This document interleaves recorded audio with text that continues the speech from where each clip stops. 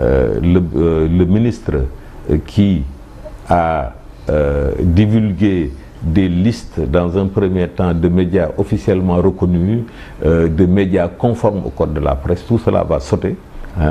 Et pour permettre aux entreprises de presse d'exercer en toute légalité. Donc tous les organes de presse qui ont été suspendus par la décision du ministre peuvent...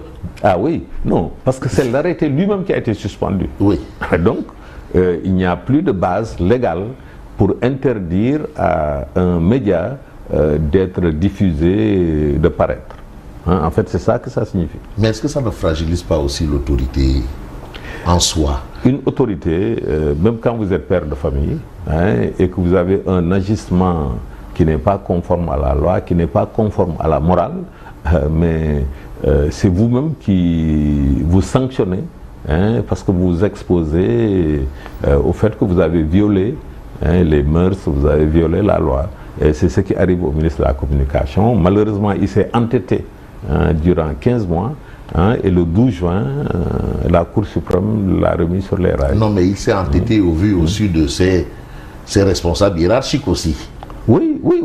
C'est-à-dire que c'est nécessairement cautionné ou bien par son chef de gouvernement, ou bien par le régime au pouvoir, ou bien même par le président de la République. Mais c'est une situation intenable et c'est pourquoi, malgré son premier appel, le 13 août 2024, après notre journée sans presse, qui avait été un succès éclatant, il a été obligé de lancer un nouvel appel. Et cette fois-ci, c'est lui-même qui s'est mis en avant pour demander de nécessaires concertations entre le ministère de la Communication et les acteurs des médias. Mais à côté aussi de ce que vous revendiquez, une presse asphyxiée, étouffée, vous avez utilisé vraiment des expressions à charge contre le gouvernement. Mais il y a aussi cette idée de l'autre partie d'indexer cette mauvaise volonté des patrons de presse de ne pas payer l'impôt, de ne pas verser de l'argent à l'IPRES pour leurs travailleurs. Est-ce qu'aussi, il ne faut pas dire que les responsabilités sont un peu partagées dans cette histoire de Bon, vous savez, je ne fais pas de l'intellectualisme pour dire que les responsabilités sont partagées autres. Ni de l'équilibrisme aussi. Ni de l'équilibrisme. Nous sommes des citoyens. Okay? Ce n'est pas nous qui avons le pouvoir. Ce n'est pas nous qui avons la légitimité populaire pour prendre les décisions politiques que nous prenons. Il s'avère que, d'abord, c'est faux de dire que les entreprises de presse ne payent pas l'impôt. C'est faux. C'est faux. C'est totalement faux. C'est un procès en sorcellerie. C'est de la mauvaise foi, non? C'est exactement de la mauvaise foi pour nous discréditer aux yeux de l'opinion nationale et internationale. Ah oui, parce que c'est ce que l'opinion retient. Exactement. Il m'arrivait de passer dans un coin et entendre déjà, et Wahol Bougan nous fait l'impôt. Voilà. Mais Bougan, fait l'impôt. Bougan paye l'impôt. Régulièrement d'ailleurs. Oui, les entreprises de presse payent l'impôt. Jusqu'à ce qu'arrive le Covid-19. Ok? Depuis 2020 à aujourd'hui, nous vivons encore les séquelles de la crise du Covid-19. Tu sais comme moi que tous nos médias étaient fondamentalement focalisés sur la lutte contre la pandémie. Et c'était du bénévolat d'ailleurs. Oui, c'est-à-dire on l'a fait parce que nous avons une mission de service public absolument. Que nous avons assumée. Ok?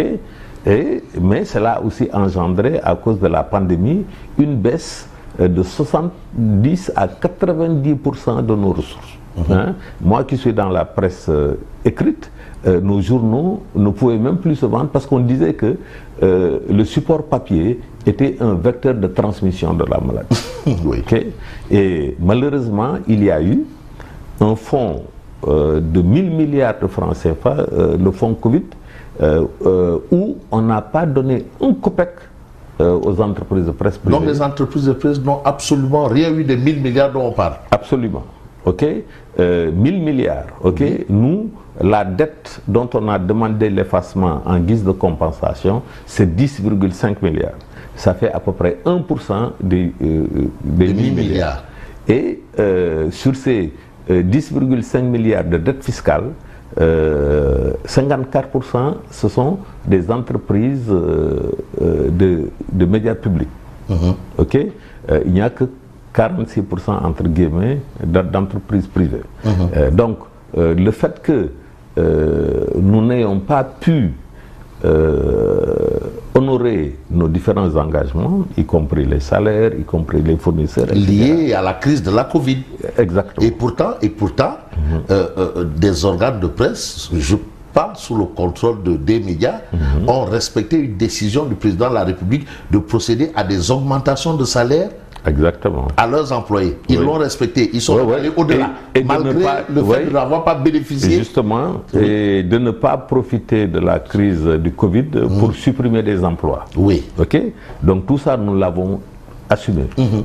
Malheureusement, les mécanismes qui ont été prévus pour aider les entreprises en difficulté, la presse n'en a pas bénéficié. Okay? Et donc, c'est pourquoi nous avions demandé l'effacement fiscal. Donc, depuis le Covid, nous n'avons plus les moyens de notre politique, que ce soit en matière fiscale, en matière sociale, en termes d'obligations vis-à-vis de nos fournisseurs.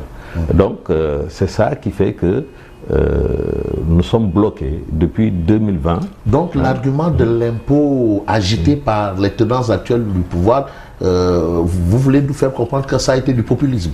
Ça a été non seulement du populisme, vous savez, dans tous les cas, que ce soit le secteur de la presse ou un autre secteur, on ne peut pas avoir une politique fiscaliste. Okay? La presse, ce n'est pas la fiscalité. On ne doit pas voir ça uniquement à travers une conception fiscale. Okay? Mais il faut payer l'impôt quand même. Non, nous payons l'impôt, oui. C'est pourquoi nous avons demandé la révision du Code général des impôts en ce qui concerne les entreprises de presse. Si vous prenez tous les secteurs dits stratégiques ici au Sénégal, l'agriculture, l'élevage, le logement social, l'éducation, la santé, etc. Et même les investisseurs étrangers, on leur fait une fiscalité spécifique. Okay? Nous avons besoin d'une fiscalité très allégée pour le secteur agricole, parce que nous importons tout ce que nous mangeons. Le fait d'importer coûte plus cher que de financer notre agriculture, y compris par des mesures fiscales.